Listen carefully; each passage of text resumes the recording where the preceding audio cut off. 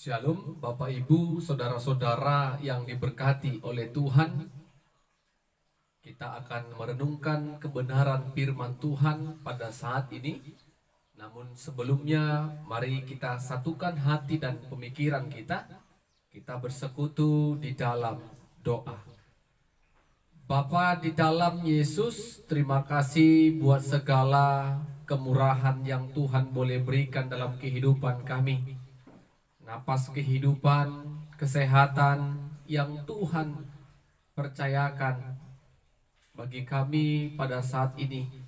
Kami mau gunakan kesempatan ini untuk memuji Tuhan, memuliakan Tuhan, terlebih dalam mendengarkan kebenaran firman-Mu. Kuasai hati dan pemikiran kami ya Tuhan, agar kebenaran firman Tuhan boleh kami mengerti. Roh Kudus-Mu menolong kami. Dalam nama Yesus kami berdoa dan mengucap syukur kepada Tuhan. Amin. Firman Tuhan menyapa kita pada saat ini dari Markus pasal yang pertama, ayat yang ke-29 sampai 39. Markus pasal pertama, ayat 29 sampai 39. Kami akan bacakan kebenaran firman Tuhan bagi kita, demikianlah firman-Nya.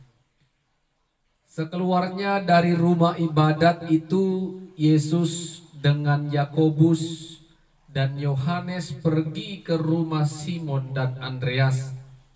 Ibu mertua Simon terbaring terkena sakit demam. Mereka segera memberitahukan keadaannya kepada Yesus. Ia pergi ke tempat perempuan itu dan sambil memegangnya, ia membangunkan dia. Lalu lenyaplah demamnya. Kemudian perempuan itu melayani mereka. Menjelang malam sesudah matahari terbenam, dibawalah kepada Yesus semua orang yang menderita sakit dan kerasukan setan. Maka berkerumunlah seluruh penduduk kota di depan pintu. Ia menyembuhkan banyak orang yang menderita bermacam-macam penyakit dan mengusir banyak setan. Ia tidak memperbolehkan setan-setan itu berbicara, sebab mereka mengenal Dia. Pagi-pagi benar, waktu hari masih gelap, ia bangun dan pergi keluar. Ia pergi ke tempat yang sunyi dan berdoa di sana. Tetapi Simon dan kawan-kawannya menyusul dia. Waktu menemukan dia, mereka berkata, "Semua orang mencari Engkau." Jawabnya, "Marilah kita pergi ke tempat lain, ke kota-kota yang berdekatan, supaya di sana juga aku memberitakan Injil. Karena untuk itu aku telah datang." Lalu pergilah ia ke seluruh Galilea dan memberitakan Injil dalam rumah-rumah ibadat mereka dan mengusir setan-setan. Amin. Bapak, Ibu, saudara-saudara yang diberkati oleh Tuhan, tema kebenaran firman Tuhan yang akan kita renungkan bersama-sama pada saat ini, kuasa Allah nyata di dalam Yesus. Kuasa Allah nyata di dalam Yesus. Saudara-saudara, Bapak Ibu yang diberkati Tuhan, masih ada sebagian orang percaya yang mengatakan dengan mulutnya kalau mereka adalah orang-orang yang telah diselamatkan oleh Kristus Yesus. Tetapi praktek kehidupan orang-orang yang mengaku percaya tadi tidak sedikit pun mencerminkan perilaku atau perbuatan sebagai anak-anak Allah yang telah diselamatkan. Kita ambil contoh secara sederhana. Kita tidak bisa tutup-tutupi. Ketika orang percaya jatuh sakit, dia menggunakan kekuatan materinya, menggunakan uangnya untuk pergi ke dokter, ke medis yang canggih atau hebat. Ketika sakit penyakit itu tidak kunjung sembuh, dia cari alternatif. Dia pergi ke dukun, disebut saat ini orang-orang pintar. Sakitnya tidak sembuh, bahkan semakin tidak baik. Ketika orang percaya tadi tidak kunjung sembuh, menggunakan alternatif pergi ke orang pintar. Jalan terakhir yang dilakukan oleh orang percaya, pergi datang kepada Tuhan. Melalui hamba-hamba Tuhan yang melayani di gerejanya, meminta dukungan doa, karena tidak ada lagi seolah-olah jalan keluar untuk menyembuhkan sakit yang dia derita. Tuhan menjadi alternatif terakhir bagi orang percaya untuk bergumul, untuk berserah kepada Tuhan atas sakit penderitaan yang sedang dialaminya. Tuhan bukanlah yang menjadi utama dalam kehidupannya. Dia menggunakan kekuatan dunia, dia menggunakan harta benda yang dimilikinya untuk menjaga kesehatannya. Tetapi dia lupa, ketika dia sehat, dia datang bersyukur, dia memuliakan Tuhan dan mengandalkan Tuhan dalam setiap pekerjaan yang dikerjakan itu. Bapak Ibu yang diberkati oleh Tuhan, tidaklah demikian orang yang telah diselamatkan oleh Tuhan. Orang yang diselamatkan oleh Tuhan haruslah mengutamakan kuasa Tuhan, kasih Tuhan di dalam praktek kehidupannya. Jangan pernah kita membuat Tuhan menjadi alternatif terakhir ketika kita tidak lagi mendapatkan solusi atas pergumulan hidup kita. Ibu bapak yang diberkati Tuhan, kebenaran firman Tuhan tadi yang kita baca saat ini, bagaimana kuasa Allah nyata dalam Kristus Yesus. Ketika orang tua ataupun mertua dari Simon sedang mengalami sakit penyakit demam, Yesus datang berkunjung, Yesus datang memberikan kesembuhan bagi ibu mertua Simon. Ketika dia memegang tangan ibu itu, seketika itu jugalah ibu mertua Simon merasakan kesembuhan dan kesehatan yang dari Tuhan. Ibu bapak yang diberkati Tuhan, sakit penyakit ada di dalam kuasa Tuhan. Ketika kita datang kepada Tuhan, maka Tuhan akan memulihkan, Tuhan akan memberkati, Tuhan akan tahu apa yang menjadi kebutuhan kita. Setelah ibu mertua Simon disembuhkan, banyak orang mendengar kalau Yesus ada di tempat itu. Orang berbondong-bondong membawa keluarga saudaranya yang sakit. Bukan hanya yang sakit, tetapi orang-orang yang kerasukan setan pun dibawa mereka kepada Yesus untuk menerima mujizat kesembuhan. Yesus menyembuhkan orang-orang sakit. Yesus juga mengusir banyak setan. Bapak Ibu yang diberkati Tuhan, lihat bagaimana Yesus memiliki kuasa yang sempurna untuk menaklukkan sakit penyakit, untuk mengusir roh jahat dalam tubuh manusia.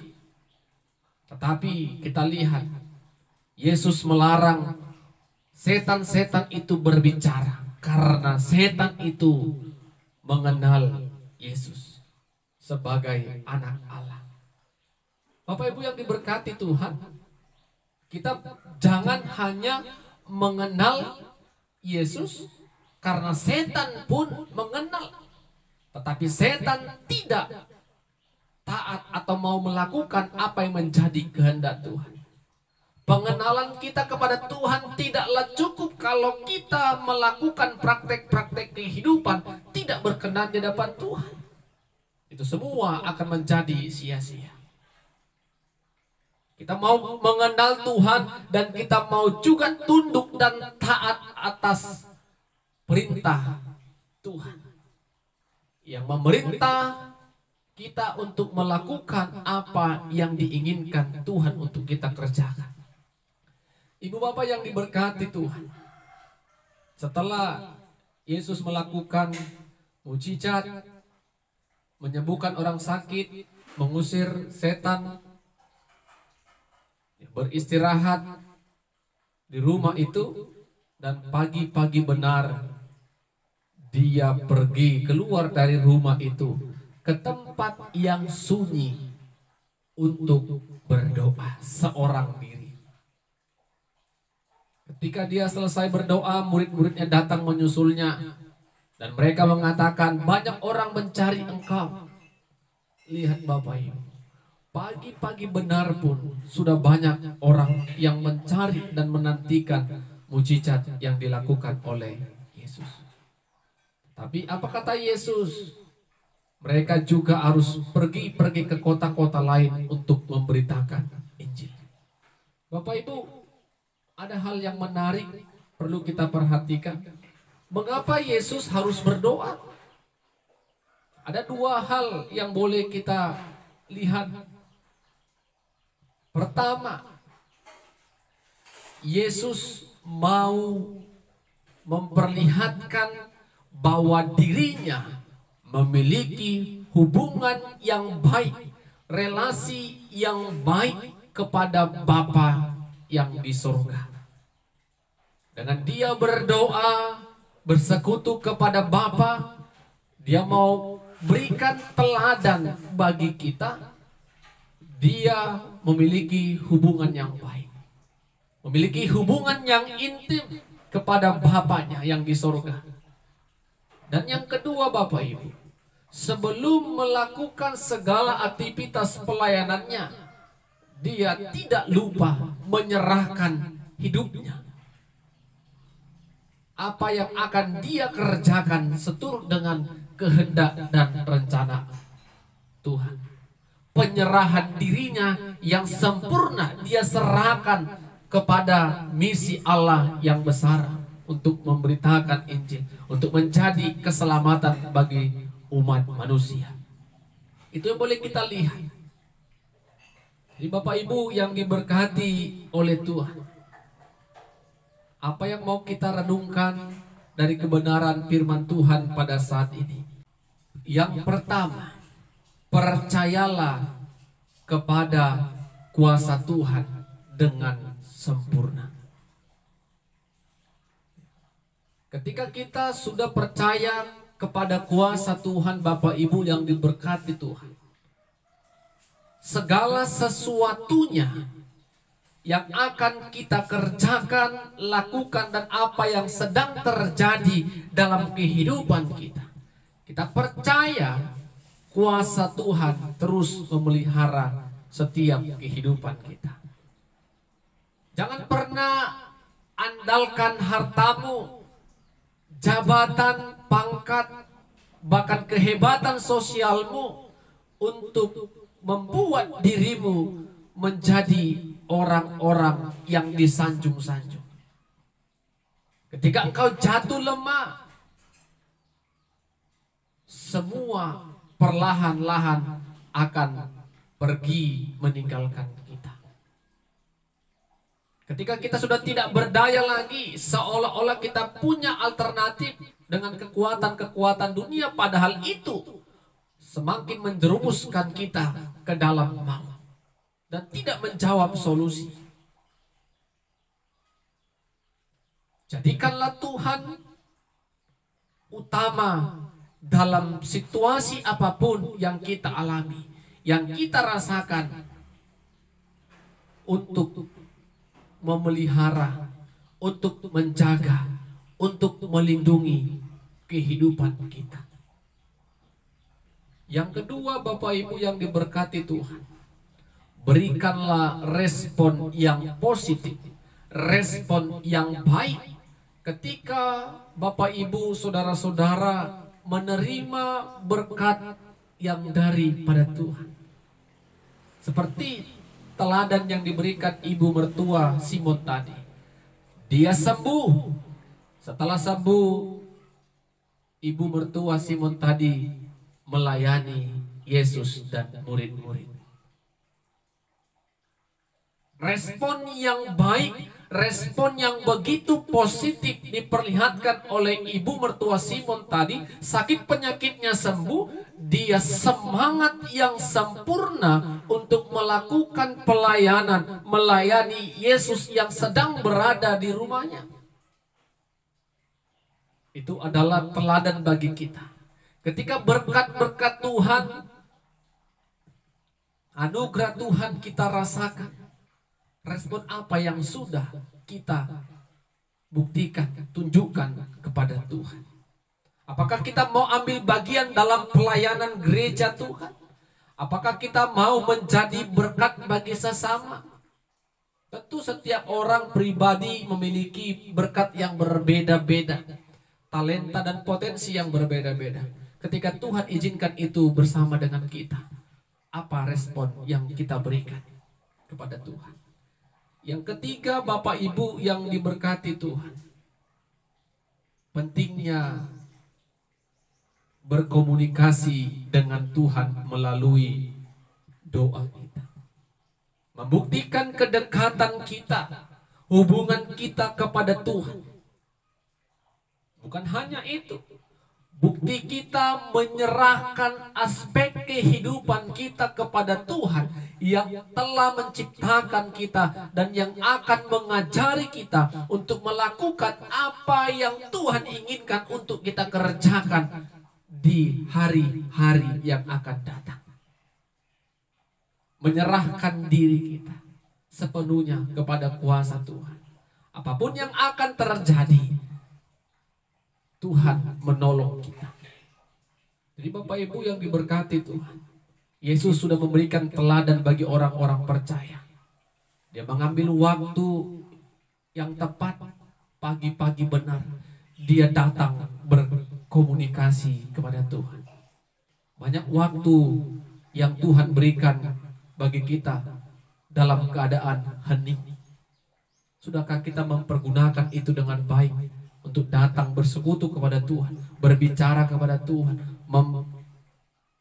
mengucap syukur atas kebaikan Tuhan, dan mempercayakan hidup kita, setiap langkah kita, Tuhan yang pimpin. Amin. Kita berdoa. Terima kasih buat berkat-Mu melalui kebenaran firman-Mu ya Tuhan.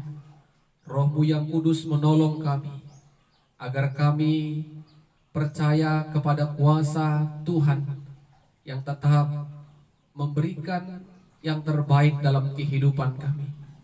Kami juga percaya Tuhan, ketika Tuhan sudah berikan berkat bagi kami, ajari kami untuk melakukan respon perbuatan yang baik yang boleh berkenan di hadapan Tuhan.